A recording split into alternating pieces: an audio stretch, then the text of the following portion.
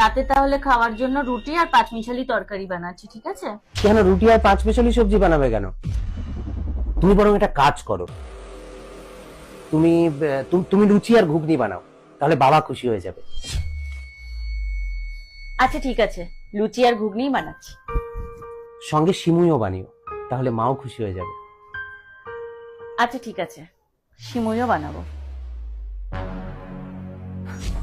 শোনো না, আজকে আমার ছুটি আছে, চলো কোথা থেকে ঘুরে আসি।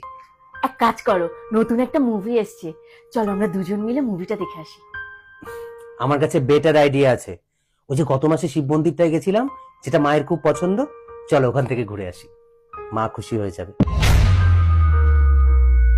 তুমি এক কাজ করো, তুমি রেডি হয়ে নাও আর মাকেও বলো রেডি হতে। আচ্ছা ঠিক আছে, চলো আমরা মন্দিরেই ঘুরে আসি।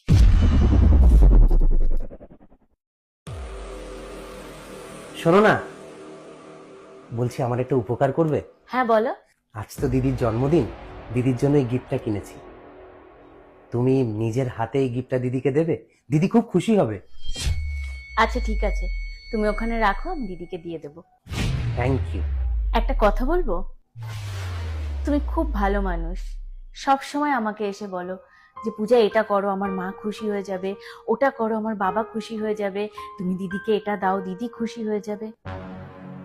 কখনো তো তোমার বাড়ির লোককে বলো না যে তোমরা এটা করো আমার বউ খুশি হয়ে যাবে।